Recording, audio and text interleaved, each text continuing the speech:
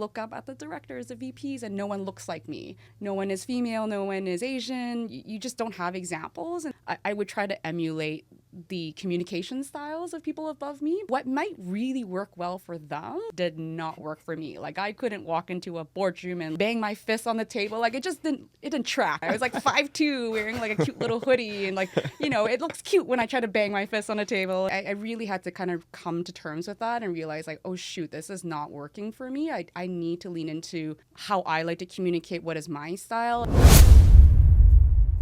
Welcome to Growth Untold, the podcast, where we dive into thoughtful conversations and insightful discussions with world-class people, all with the aim of inspiring, educating, and empowering our listeners. We are thrilled to have you here with us on this exciting journey to explore the diverse stories and the ideas that have the power to shape the world for the better. Welcome to Growth Untold, the podcast.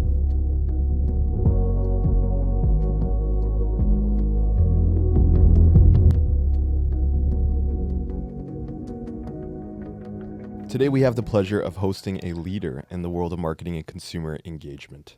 From her beginnings at Anheuser-Busch InBev to her adventures at Ecobee, Travel Zoo, and HelloFresh, she has traversed diverse industries with one common thread, an unwavering commitment to excellence and innovation.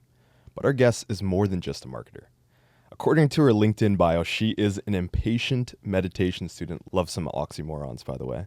And when she's not strategizing campaigns, you might find her navigating the rapids as an overconfident kayaker, fearlessly tackling challenges head on. With hands-on experience spanning brand and performance marketing, she also has played a pivotal role in the growth of startups and consumer packaged goods companies, clinching prestigious awards along the way. Buckle up and get ready for an inspiring conversation with Candy Lee. Welcome to the show, Candy. Thank you. Honestly, such an honor to be here. I'm so excited for this. Welcome, and what a name, Candy Lee. Did your parents, is that a nickname, your real name, Candy, the first name, Candy? Yeah. Get into the hard-hitting questions first and foremost, Mina. I love it. Let's break it all down. Let's go. Who is this girl with the weird name? No, self-described weird name. No, I mean, maybe the quick backstory there. Immigrant parents, limited English ability. So we moved over here from Hong Kong when I was 4 years old, I think, and somehow my sister got the more socially acceptable name. She's Florence, and I got the cute, quirky name. So I was named Candy. That is actually the full real name. Like, a lot of people think it's Candace, and they'll actually try to be overly formal and say, Right. Hey, Candace. And I'm like, no, it's actually Candy. And yes, my last name is Lee. All right. Well, but you kind of led us into this already. So, immigrants from Hong Kong. Were you born in Hong Kong? Were you born in Canada? Yeah, born in Hong Kong, and this was in the early 90s. At the time, there was just like a massive migration from Hong Kong into Canada, and I think ended up, a lot of folks ended up settling in Vancouver and Toronto, so my family settled in Vancouver, and that's really, for me, that's where I call home. That's really where I spent most of my life, where I grew up, where I went to college, all that good stuff. So Yeah. And what was your childhood like growing up in Vancouver? Rainy, very wet. Everything you hear about Vancouver and rain is true. I do love it. Yeah. Like, I live in Toronto now, and I wish you could combine the two cities because they're both so awesome, but they're so different. Yeah. I think anyone that lives or is from the West Coast will tell you everyone is so chill. The ocean, the mountains, people walk a little slower in all the best ways, but growing up was really great, but albeit a little bit on the rainy side. Yeah. And what did your parents do in Hong Kong, and did they do the same thing when they moved to Vancouver, or did they have to get other jobs? Yeah, that's such a great question, because you're right in that oftentimes I think the Canadian immigrant story is that there is quite a dramatic change when you move to a new country. So yeah, I would say growing up, my dad was actually always in finance, in banking, and he actually stayed in Asia. Just, my parents split when I was pretty young, and so it was just my mom, my sister, and myself. We were kind of like the three musketeers. And then we kind of had the very typical immigrant, I would say, growing up story where, my mom, I think, didn't speak the most English and just really kind of had to take a little bit of, I would say, a downgrade in her career. So I think for me, those were really my formative years, seeing her take on 2-3 waitress jobs at any given time. And You learn a lot of really wonderful things like work ethic, and also how to be resilient and all of that good stuff. But it also, I think, as a kid, for my sister and I, made us just really independent. Like, there were times where, mom had to step out to run to the bank, and you're like, should I be allowed and supervised at home for a couple hours? And you kind of just learn and you just manage. And I think a lot of the attributes I have now are probably from those, as with anyone, from those early years. My dad was a satellite engineer back in Egypt and immigrated to Canada and started really having to take care of the family. He didn't have time to go back to college and get his equivalency, and so he picked up odd jobs. Like, he worked at a VHS factory for a while. He delivered pizzas for a little bit until he kind of found a job kind of in his field, and he started working as in a cell phone company, and eventually for a company that serviced Rogers. But that was me, my two sisters, my mom, and my dad. And it was just your sister and your mom, three women in Vancouver. Like, that must have been tough. That must have been hard. Yeah, I think back to it now as sort of like high highs and low lows, definitely. Like, definitely, you remember when money was tight, and we were also living in a neighborhood where over the years it was getting more and more rough, like just right in front of my eyes. But there's, I think when you're a kid, you don't know that you're poor. You know what I mean? And that was like, the ignorance is bliss was really a great gift. All you saw was the work ethic. And it wasn't like you would look at your mom working 3 waitress jobs and be like, wow, she's working harder than others. You're like, that is just your default. People do work that hard. And I think I was lucky to also just like, meet some really great, friends in elementary school. And so I think even despite maybe on the outside looking in there being objectively tougher circumstances, I've always felt really like well insulated, whether it was through friends and aunties and, whatever my mom could do and provide to keep the household fun. But looking back now, I was like, yeah, I guess I was like a little bit of like a tougher situation growing up. But I think it was maybe a little bit not masked, but maybe made easier by the fact that there were just so many people in our neighborhood living that same immigrant life. Yeah. So it wasn't like I was more poor or had less money. Like, it was just like a known thing that everyone in our neighborhood, everyone in our school, like,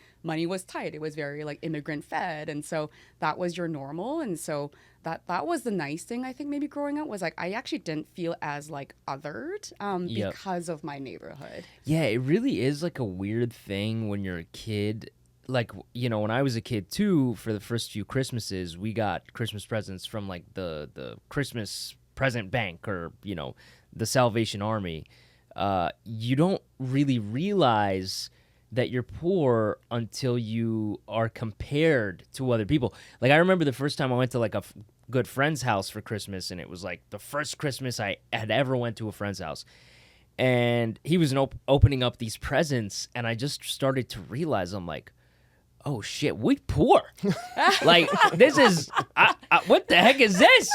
I'm getting like a music CD for Christmas, and he's opening up like a Lego set or whatever. And you're like, oh, damn.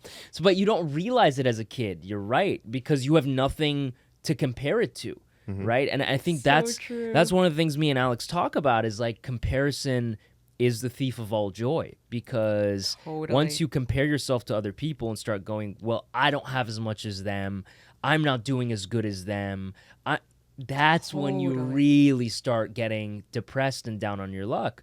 But like you were saying, you and your sisters, you were just like watching your mom work her butt off and going, yeah, that's what everyone's doing. Like, that's how you should be. Yeah, so it's weird, man, that like that child naivete is like, I miss that. Yeah, and there are, I think, joys that come out of, whether it's the immigrant life or whatever you call it, or at least like my childhood. Like, there are little joys that you can kind of look back and like laugh on now. Like, I just remember like, there wasn't really a sense of like, on Christmas morning, you don't wake up to like milk and half-eaten cookies.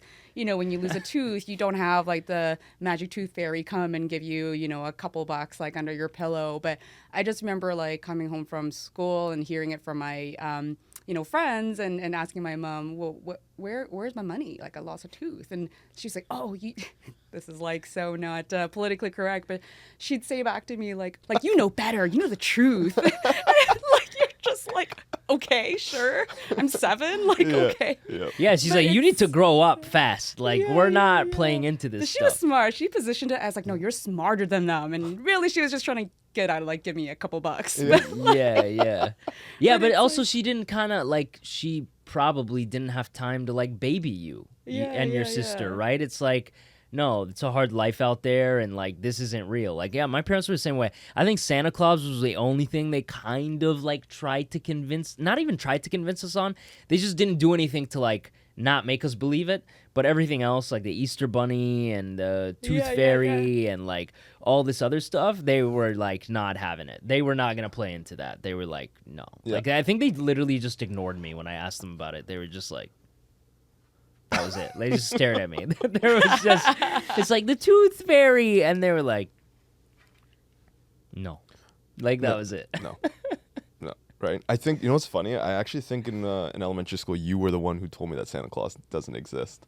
Really? Was it me? Oh. Yeah, There you Mina go. matured at a much faster rate than I did in elementary school. Like I was running around like a golden retriever, and I feel Well, like, you were a little bit more whitewashed than I was, and my family. You guys were still very like culturally in tune, but I would say you were more whitewashed than I was. It's funny because I always make fun of my mom for this. My dad still has a Trinidadian accent. My mom and dad grew up in Trinidad and Tobago, Oh wow. but my aunts and uncles, they have maintained their cultural integrity. They've got heavy accents. Oh, they got really heavy accents to the point where my girlfriend Denny is like, "What is your Uncle Junior saying?" Like at family get-together, she's just like, and she has no idea what he's saying. Right? Yeah, She just yeah. laughs and smiles Oh at my everything. God. But I wasn't, because my mom worked at the bank at Scotiabank, and my dad became a realtor. But they've changed. They code switched. Right? They like changed the way they speak, and then when my dad gets in the car, the Trinidadian accent comes. Yeah, come on, boy, I must smuck you up, you know. Yeah, And yeah, then yeah. and then I'm like, Dad, why don't you love speak that. like that to people? Yeah. Right? And then he just switches it up. Did your mom code switch, like growing up? Did she like? Was she No, different it was a or- hard no. Hard no. She was the same all the time. Yeah, it was like such a refusal to get better at English. Like she'd grudgingly, and actually, I think in the last decade or so, as we've grown up, she like definitely like switched back to like I don't know how, but her English has degraded so much now. Because she's probably just stopped trying. Yeah, my parents did that. My Totally. parents did that too. My dad, because he worked with cell phones all day, he didn't really need to talk to anyone that much. He was a manager, so he managed the other technicians, but they're all working on cell phones, so they don't really need to talk. And my mom worked at a coffee shop, so she was dealing with customers all day. So when they first immigrated, my dad was way better at English than my mom. Right. But she started working at a coffee shop. He started working with cell phones, and my mom is a very social person. So then her English got way better than my dad, and my dad kind of degraded. So it was interesting seeing that switch just, based on what they did. So you grew up with your sister. At what point did you kind of say to yourself, I want to go into marketing. Marketing is what I want to do. Yeah, it's such a good question. I definitely less of a linear path than most. Although I think looking back, there was always a bit of like an affinity for the things that marketing represent. Like I remember when I was a kid, I always just loved like telling stories. I always loved making people laugh and eliciting some kind of emotion. And it's probably pretty similar to your line of work, Mina. It's, just this desire to like make people around you happy or feel something. And so that was sort of me as a kid. And so when I sort of look back now and think about my marketing career, that is a lot of marketing, is how do you kind of break through and elicit some kind of an emotional reaction or action from someone. But it wasn't always like immediately clear to me. I think all through high school, I did reasonably well in academics as an Asian kid. And, at some point, I think in high school, I was like, maybe I'll be an accountant. Maybe I'll just like all the usual Asian things, like, doctor, lawyer, that type of thing. Didn't really feel a massive affinity for any of it. And then just honestly went to university, also didn't really know what to major in. So I just thought, what the heck, why not business? You get to wear business suits, so that sounds pretty cool. Did you feel like you were underperforming because you were Asian? Like, did you feel that pressure because you were Asian and the stereotypes that the world puts on you that you should have been performing better?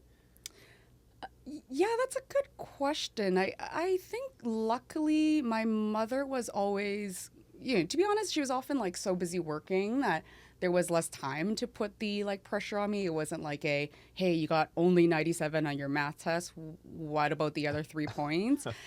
But I would say there was a lot of pressure on me, but it was probably more so pressure I put on myself. Okay. So I was always just very, very driven. I think maybe because my childhood was a little chaotic, years and years of therapy later, I, learn now it's like, oh, well, probably doesn't take like a crazy, scientist to figure out that, okay, well, maybe as a kid or as a teenager, you're just looking for ways you can control in a slightly chaotic household. And ways you can give some control to your life is doing well in school, having killing it on your first job and things like that. And that really kind of set that type of DNA in me to maybe like achieve. So yeah, always did well in school. I think a lot of the pressure was maybe self-inflicted, certainly. And then, as I went to university, very quickly realized in a commerce degree, you actually don't wear business suits as often as I thought. But ended up, and did my final couple years I went to University of British Columbia in Vancouver. And then in my final couple years, you have to pick a major. And it was quickly very apparent that I wasn't smart enough to go into finance. And then I didn't really want to do like human resources or anything like that. And so marketing was honestly just a bit of like a wild shot, like default, sure, why not? And then when I graduated university, still wasn't quite sure I wanted to be in marketing. I think I just felt like the world's my oyster. I want to do everything and anything. And I just had a real thirst for learning everything that it felt like I didn't want to pigeonhole myself into just marketing. So ended up, backpacking by myself for like 6+ months in Southeast Asia. Southeast Asia. I went to like first Australia and then Thailand, Vietnam, Laos, a short stint in Singapore. Wow. Super amazing trip. But ended up coming back and then being able to find and start a gig with Anheuser-Busch InBev, which present day is the biggest beer company in the world. They own brands like Budweiser, Corona, Stella Artois. The list goes on. Yeah. But I was really lucky there because they had a sort of 2-year, they call it the Global Management Trainee Program, where you can basically go in for the first 2 years, and there's like a class of these trainees every single year. And basically you get to sample all these different jobs and departments and careers in your first 2 years at the company. And so for me, that seemed perfect because I thought, okay, well, great. I don't quite know what I want to do. And here is a program where for 2 years I get to do what seems like everything. And so took the offer, joined the company, sampled a bunch of different everything from sales to a little bit of like sales intelligence analytics to sponsorship to I worked a little bit in like a distribution warehouse, a little bit of finance work, all the things. And then honestly, ultimately just kept kind of side-eyeing at everyone that was in the marketing department at the time and just felt like, wow, shit, it seems like they're doing some really cool stuff. And so I think it was then that I was like, okay, let's actually get into marketing and see what this is all about. So Do you think you traveling for 6 months really opened your eyes at that time in your life to kind of realize what you wanted to do? Was it because a lot of people go straight from college or university and they just go straight into a job? And I always think like traveling really does help you kind of realize what you want to do. You get to kind of live in the real world for a little bit. Did that kind of help you in any way, you think?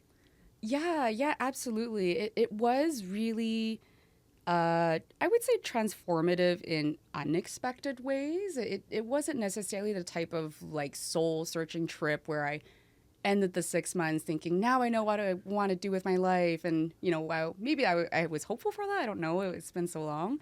I think where it did transform me was a couple things. It was actually an accidental solo trip. I actually started it was meant to be a 5-6 month backpacking trip. I was supposed to go with a friend that I actually just met in my last semester at school. And started off the trip. Everything went well. And I think something like 1 or 2 weeks in, he just announced to me one morning that, hey, I'm really homesick. I've booked my flight home. Can you drive me to the airport? And so it was a real like accidental solo backpacking trip. And I was just like floored and in shock and looking back now, should you have like agreed to go on a 6-month backpacking trip with someone you just met in your last semester at school? But I guess I had a bit of a spontaneous personality at the time. But yeah, I remember just being in like total shock, driving him to the airport and then sitting down at a cafe in like Melbourne, Australia, thinking, oh shit, what now? Like, do I go home? Like, I'm just like tiny little 5'2" female Asian, like by myself, like in a strange country with a backpack and nothing else and not that much money. And then, you know, I think I kind of felt like I had a few choices. I could go home or I could just spend the entire 6 months in Australia because that was quote unquote a little bit more of like a comfortable and maybe safer spot with better infrastructure. And then honestly, I think I just ended up landing on like, okay, well, fuck, maybe I'll just do this. And I think I had also like a little bit of resentment towards like the person that bailed on the trip. And I was like, well, fuck him. I'm going to like have the best trip ever. I'm going to do everything in my power to make this the best trip of my life. And I think, so I share that in that it was transformative in that way, in that it so pushed me out of my comfort zone. And, you know, I think the impact it's had on my life and career now is that it's just completely changed my relationship with risk. Yeah. Because if you are by yourself in the middle of the night in Laos or Thailand or Vietnam, like you do have to grow up quickly and make certain choices and be a little bit more street smart maybe. And so I think if I look back maybe at some of my life choices or my career, I do think maybe I do as a result of that trip take more risk. Yeah. And I've actually recently, maybe in the last year or two, read this article which had like actually some really fascinating research that made me think back to that trip, which is that they looked at, I don't know, it was probably some Harvard article, but they looked at like a cross section of a zillion CEOs and they said, well, what is it that CEOs do differently that makes them get to the top of the ladder? Because a lot of people have the ambition to, not everyone obviously makes it to CEO level. And the single most important thing they found as the driver was that CEOs tend to take far more risk. They tend to be a lot more risk loving. And, you know, when I saw that, I just really thought back to that trip. I was like, it completely changed my relationship with risk. Yeah. And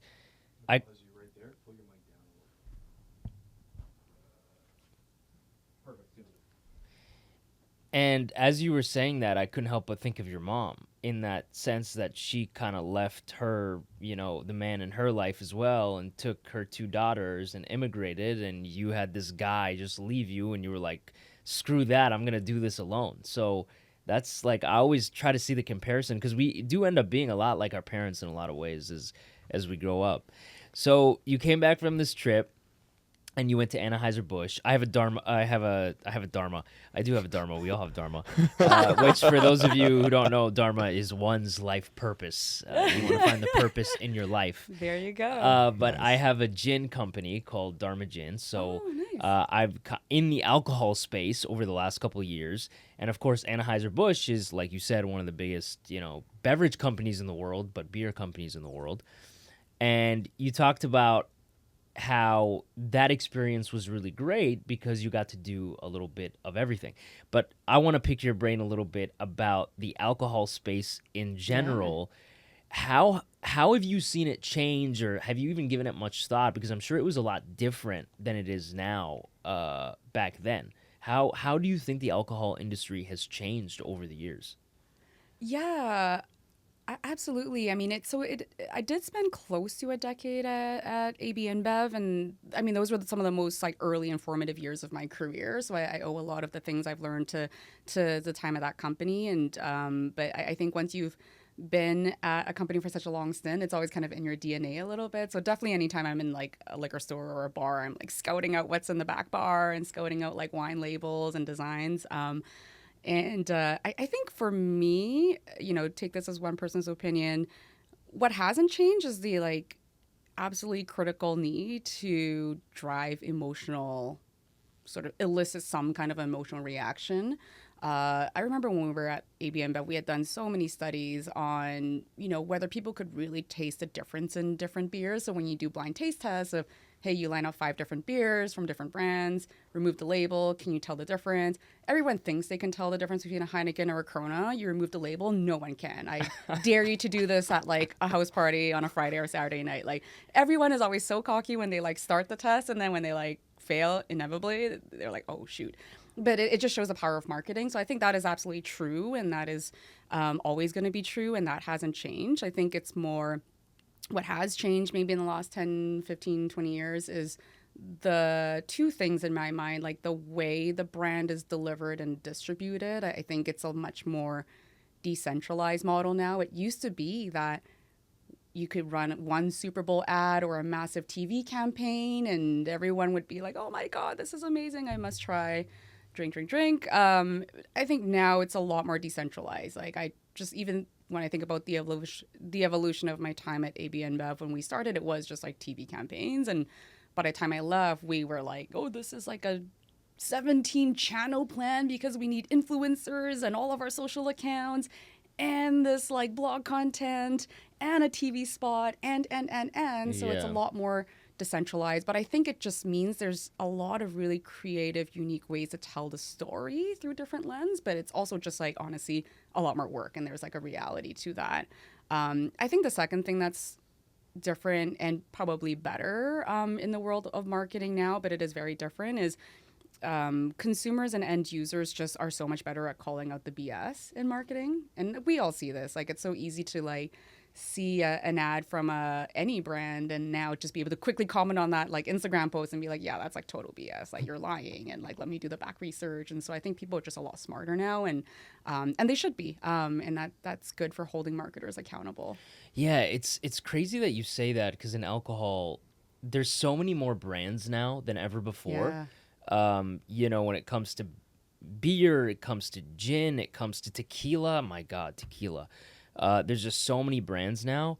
But then I always try to compare other markets that I may not be as an expert in to my own. And when I take a look at like my market as well, like entertainment, Hollywood, film and television, actors, I'm like, there's a lot more brands there too. Like back in the day, there weren't many like there weren't as many actors. There just weren't. Like acting brands were like Al Pacino, Christian Bale. Of course there were more, but you know what I'm talking about. Like there just weren't as many. And now there's just so many brands when it comes to like actors that you really have to find how you're going to differentiate yourself. How are you going to be desirable in the marketplace? How are you going to stand out? And I think it's the same way for like almost all categories now. There's so many brands. Almost anyone can start a brand or, be like, I want to be an actor. I want to do this. I want to start an alcohol brand. It's like, how do you stick out and how do you differentiate yourself? It's almost kind of overwhelming. Like, how do you do it? Yeah. Yeah. You just prompted like you just prompted my memory on something that I think it was one of the maybe like the last, whether it was like studies or some kind of like research we did before I left AB InBev, and it was like just the idea that even the word and the idea of loyalty of brands has changed a lot. It's not that people are less or more loyal, it's how we define loyalty of brands. And so, it could be that maybe like 20, 30 years ago, whatever brand our parents would drink, they're like, I'm like a Heineken guy. I'm a Heineken guy for life. And that is the only beer I'll ever drink. And I am loyal. And then present day, I could say, hey, I'm really loyal to my favorite wine and gin brands. But my definition of loyalty is like, oh, I have this cluster of like 9 wine brands that I really like. And I have this cluster of 6 gin brands I really like. And that's how I define loyalty. And so it's not that we're not more or less loyal. It's that it's defined very differently. And you're right. We know people are so bombarded these days. And so I know in the marketing field, like we kind of sometimes joke, like just the consumer cycle goes through like 5-10 year ranges between being very minimalist and being very maximalist. Right. I think right now, even in terms of like design, ads, content, copywriting, all of that stuff, I tend to think we're in a bit more of like a loud maximalist kind of phase right now. And you see it in pop culture as well. But I do wonder if like we're going to start very quickly going back to a minimalist side of phase, because it's just too much. Like even just the amount of ads you're bombarded when you're on social media. Yeah, it's a ton. Yeah, that's true. So we spoke a little bit about ABI and your experience over there. We talk a little bit about Homebase. First of all, I love the name Homebase. Because you think of Homebase, you think of like, where you belong at the end of the day, right? What is Homebase? What's this company all about? Maybe a bit of context. So currently I lead the marketing and growth team at Homebase as CMO. So it's a tech startup. We actually just announced our Series D fundraise a couple weeks ago, which we're super excited about. If I were to describe Homebase in one sentence, it would be that we're the everything app for hourly work. What that actually means is that we service brick and mortar local businesses. So that is your, retail stores, your restaurants, everything on Main Street that typically has like a storefront. We know one of the biggest stressors for a small business owner is your team, your people. Like, are they going to show for a shift? Are they not going to show for a shift? Oh my God, did I set my shift schedule? Did I pay them on time? And so basically that's what we do is like everything you need to do to manage your hourly team of people. That's what this app does.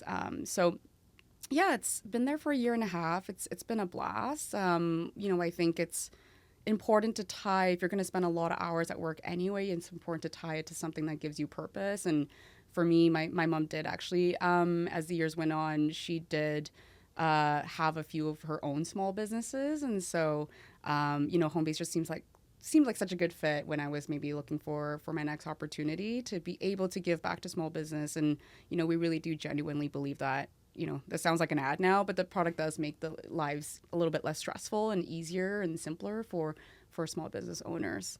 Yeah, and talk about that experience you went from Ad and Bev and other smaller stints at like HelloFresh. So most of this stuff I would say is B2C, business to customer.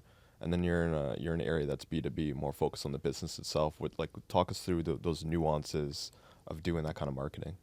Yeah, you're right. Technically, we are B2B on paper, but I would actually say our users shop and behave and consume media in a way that is more B2C. If you are a first-time donut shop owner, you're probably not trying to buy like massive like enterprise software and doing a request for proposal. You're just like, shoot, I need an app to manage my team. Let me quickly Google something. Yeah, I have like 4 employees or 5 employees. Exactly. But I would say, there is the shift, and you're right in that most of my career has been consumer-facing brands rather than like B2B business-to-business brands. I would say actually probably the bigger shift in my career was when I moved from maybe InBev, which is kind of like, huge, like global corporation, to about 10 years ago, the tech startup space. That was probably a little bit more of a dramatic shift for me. And I think at the time, I was starting to, get close to hitting my decade at AB InBev, and, never thought I would stay at a company close to 10 years. It was kind of a crazy idea. But then as you get towards that milestone, it does force a bit of a self-reflection. And so you lift your head up a bit and realize, oh, shoot, do I want to be a lifer here or do I want to try something new? And so at the time, it just felt like when I looked on the, looked across the street to the other lawns out there, it felt like there was really cool, exciting marketing being done in the tech startup space, that they had completely rewritten the rules of marketing. It was a lot more data driven. It was just like at the leading edge of a lot of like new, fresh thinking. And so that's where I said, okay, let's just take the plunge and do it. And that path since have, built and ramped up teams in marketing across a few different startups. But that's sort of what got me to Homebase. Wow. Pretty cool. And it seems like just like from our seeing you on like posting about it on LinkedIn, it just seems like this one is like really hits close to home. No pun intended. Oh, yeah. Would you like to write copy for our next app? Maybe. There you go. I'm looking for a copywriter. Yeah. But okay, so like I just feel like this is a cool new chapter in your life. It's very, very purpose driven. And I'm not saying the stuff that you did before wasn't, but it's like sports and entertainment you think when you think of the beer industry, right? And then startup, and then now you're at Homebase, which is like a company that's supporting really the smaller players in the industry. Like, how does that feel, I guess, operating that realm to you specifically as a marketer? And like, what are some new ways you're thinking of connecting to culture in a meaningful way? Yeah. I think there's a few things that made Homebase as a marketing opportunity to me really, really attractive, and Homebase as a company as well. I mean, on the company side, it was a pretty easy choice because the purpose, the mission, who doesn't love small business? and who doesn't want to support small business? And I think through the pandemic, we all cared, like as a society, we all cared so much about local business. Everyone was like, go help the local bakery, go buy your groceries from the corner store. Like, what can we do to help local business? And so that, was super resonant to me as well as, certainly my mom's own small businesses. And then on the company side, not only did I love the purpose, but I also really loved the people as I was getting to know them. And it sounds a little bit cliche to say, oh, it's all about the people, but it really was for me. I actually wasn't looking to move. I was previously leading marketing at HelloFresh, the meal kit subscription company, and I was pretty happy there. We were growing like crazy. But when Homebase reached out, the more I met with the people, the more I realized, wow, like they're nice and smart. And usually in tech, you get one or the other. You don't get both. Yeah. Mm-hmm. And it's just kind of like maybe like a funny stereotype about tech. That I was really lucky to kind of meet these folks. And that was really fun to be able to say, okay, wow, actually, trying to build a startup is really, really, really hard work, as with a lot of different careers. It struck me that these are people I want to be in the trenches with. When times are hard, you want good people around you, and you want to be with people who are solutions minded. And I really felt that energy from these people. So those were kind of like two of the things that made this opportunity super, super interesting. I've always been fascinated by the tech startup space, especially in the last, 20 years. It seems like that's like the hot thing to do now, especially if you're an entrepreneur, like tech startups. From what you've seen, what's the goal of these people who are starting all these companies? Like, is it to start a business and then sell out and cash out big? Are they, doing it because they're actually passionate about it? Like, why is everybody, especially our generation and the younger generation, all getting into tech startups? Like, what's the hype about? Yeah. You're so right in that. Even just like it, where people want to work has changed so much. I remember speaking not too long ago at a local university, and I remember when I first got out of school and I was speaking at universities, everyone would come up to me, the students would come up to me after and say, I want to get into finance. How do I get into finance? Or I want to get into consulting. How do I do that? But it's funny, you fast forward 10, 15 years and everyone comes up to you after and says, I want to be an entrepreneur. I want to be at a startup. How do I do that? And so you're right in that there is a shift in the sexiness badge from finance and accounting to startups. And to go back to your question on what are people after, I think the reality is there is a lot of money in tech. And so where there is maybe like quote unquote money and power, it attracts a lot of different types of personalities and lots of good intention. I kind of say this jokingly, but lots of good intention. So I do think you do have a brand of serial entrepreneurs who are just really got that DNA to and a machine that can build a startup, sell it, build a startup, sell it. So you do often see in tech, 3, 4, 5-time founders, and they build great companies that actually do make life easier. And then you have another subsect of, a lot of founders will really want to stick in it for the long haul. And I would probably argue that, John, our founder and CEO at Homebase, he's probably more of this clan. Like he really does.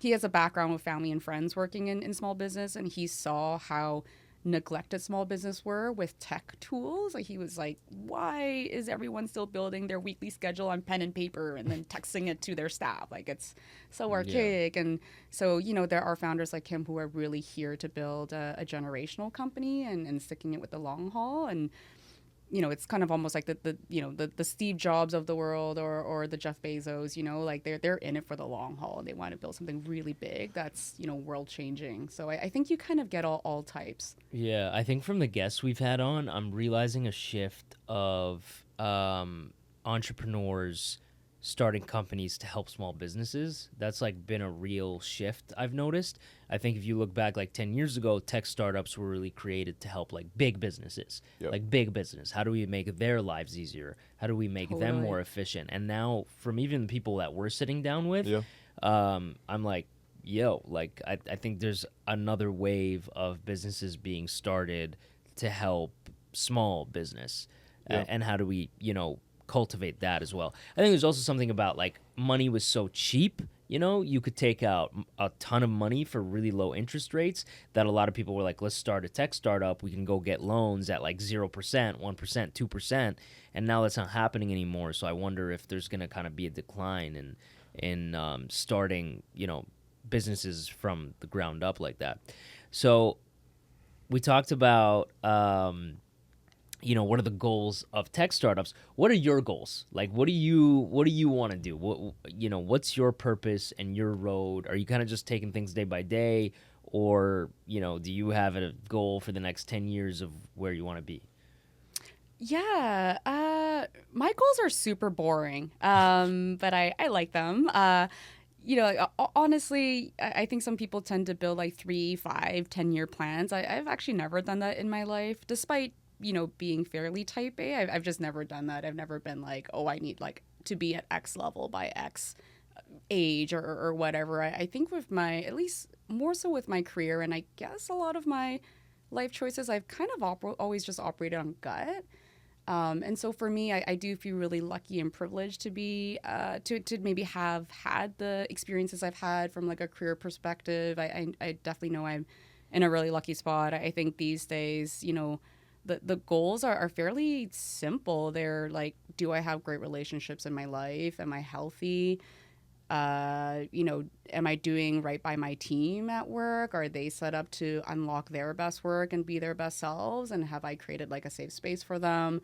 Are we doing like really cool game-changing work that we think can, just in our pocket of the universe, create some real change and make life easier for everyone? So it's honestly really the simple things. And I think operating by gut on some of my biggest life choices has always worked for me, and so probably still operate by gut for the next 10 years plus. And you'll see, check in with me in 10 years and maybe I'll quickly revert and change my mind and said, do not operate on gut. Please don't. This is so on brand with you being super spontaneous. I feel like this is the first full circle, operating on gut, being spontaneous, being adventurous. I feel like that's just been your whole brand throughout this whole podcast interview.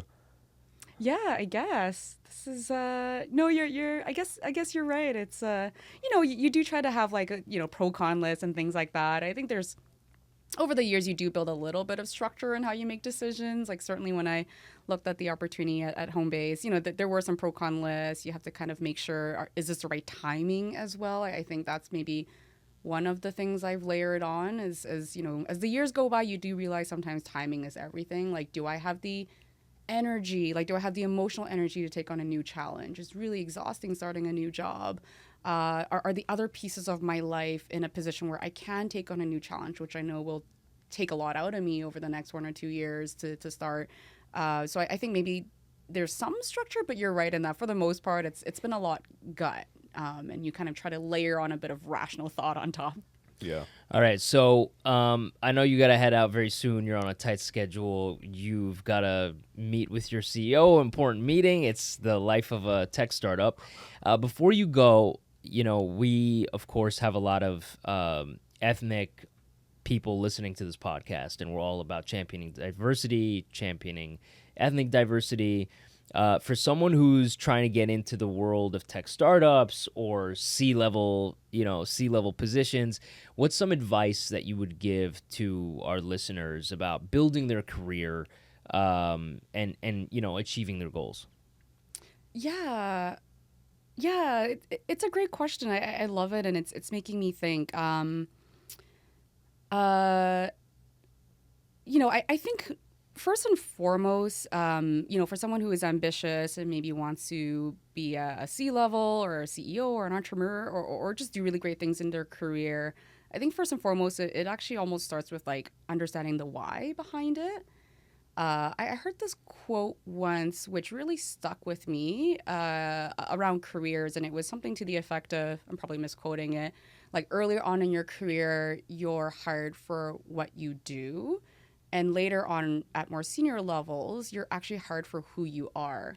And so understanding your why and what are your principles, your values, how you like to lead, why are you interested in this role beyond the job title, that becomes really, really important, because there are days where it is a grind. There are days where it is like 1 a.m. and you're trying to create like board slides and you're like, oh God, like why did I sign up for this job? And so at moments like that, you have to go back to your why. And I think for me, a lot of my why is, I do love leading people. It's a privilege, but it's also a burden as well on some days because you have to make really hard decisions. It's, you feel like you're always never doing enough for your people. I'm not a parent, but I've heard for parents, it's like there are some parallel challenges of like you just always feel like you're behind. You're always feeling like you could do more for your people.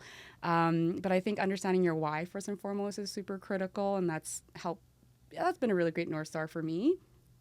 I think the other piece as well is the other tip I would have is finding a way to communicate.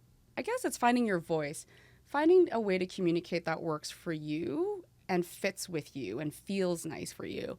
And I say this because I think there were just times earlier in my career where, you have no role models. Like there's no one that is like, when I was at AB InBev in the early days, like, you look up at the directors, the VPs, and no one looks like me. No one is female, no one is Asian. You just don't have examples. And so I think earlier on in my career, I would try to emulate the communication styles of people above me, but they're all like white dudes. And so, what might really work well for them, like certainly when I was trying it, did not work for me. Like I couldn't walk into a boardroom and like bang my fist on the table. Like it didn't track. It didn't look good. I was like 5'2", wearing like a cute little hoodie, and like, it looks cute when I try to bang my fist on a table. And so, I think that, I really had to kind of come to terms with that and realize like, oh shoot, this is not working for me. I need to lean into how I like to communicate what is my style. And I like to be jokey. I like to be casual. I like to swear. That's my natural mode of communication. And so over time, you just learn you have to actually constantly understand what actually works for you. And in the tech world, we talk a lot about A/B testing, which is just like constantly testing and iterating new approaches. And so I think that's worked well for me. Is like I'm just constantly A/B testing. How do I communicate? Okay, well, this didn't work with that person. Okay, maybe next time in our next one-on-one, I'm going to try another way. But how do I do it in a way that just feels natural? Because I think when you're trying to communicate in a way that maybe emulate someone else or isn't just a fit for you, it's exhausting. Yeah. It's really exhausting. And so I think that would be my second tip. And then I think third and last is like be yourself. Mina, you said something at the beginning of our interview, which was, do you feel like society gave you a lot of pressure to succeed, et cetera? Maybe not for that specific question, but I think certainly in the working world, there is a lot of societal expectations and there sometimes is still, I would say, a lot of knowledge to be had by people around you on what does it mean to be female or BIPOC, and you can't expect them to know. And so just making sure there's always going to be a pressure to be someone else. So make sure you feel really centered and grounded and just be yourself. And that's kind of a daily reminder. Sometimes it's harder. Some days it's easier and some days it's harder. Yeah, well, listen, I'm proud of people like us. I'm proud of immigrants like us. I'm proud of our generation for paving the way for the younger generation. Hopefully they don't feel the same kind of lack of role models that we felt growing up. So, thank you for doing that. Continue to kill it at Homebase, and, wishing you all the best there and any future endeavors. Thank you for taking the time to come on Growth Untold and tell us your story and tell us where you're from and what you're all about. So, wishing you all the best. Absolutely. No, it was truly such an honor. You two made it super easy and comfortable. I really appreciate it. And thanks again. Thanks for tuning in and listening. Please subscribe, share, and join the journey of Growth Untold. Don't miss a single nugget. Hit that follow button now on Apple, Spotify, YouTube, and Instagram.